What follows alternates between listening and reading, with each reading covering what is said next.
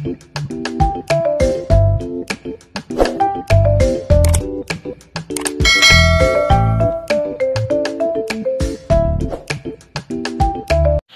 morning guys. Good morning. Good morning sa mayong aga.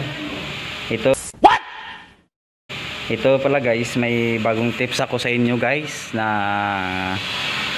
sa parte sa ano natin, parts ng materialis natin.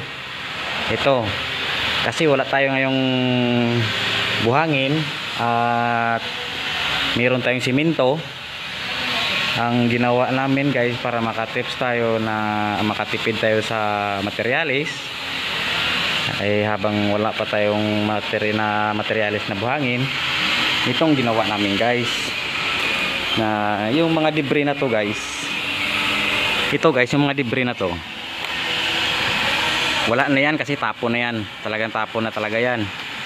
Pero diskarte namin yan guys, i-ano namin yan,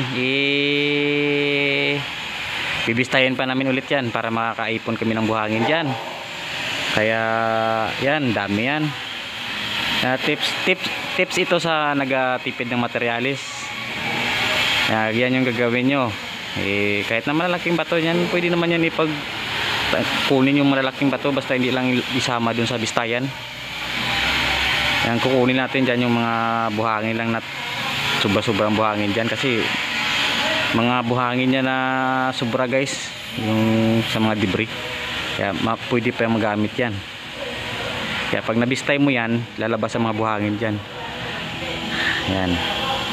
Yan mamaya yan, iyanin natin yan, tapos dun tayo mabistay mamaya. At sa ano pala, sa hindi pa nakaalam, ito yung magandang tips na makatipid sa materialis. Yan. Tapos dito nakabistay na kami guys. Meron kami ditong binistay. Ayan guys, oh. Yan na ano na yan. Nabistay namin.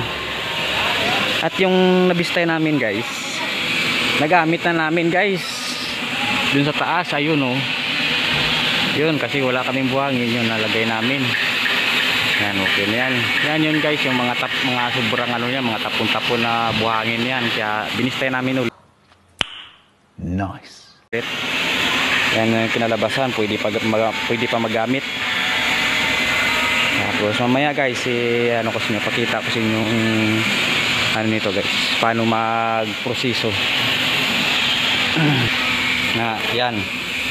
Ilagay namin sa timba, tapos ipunin namin sa isang ipunan.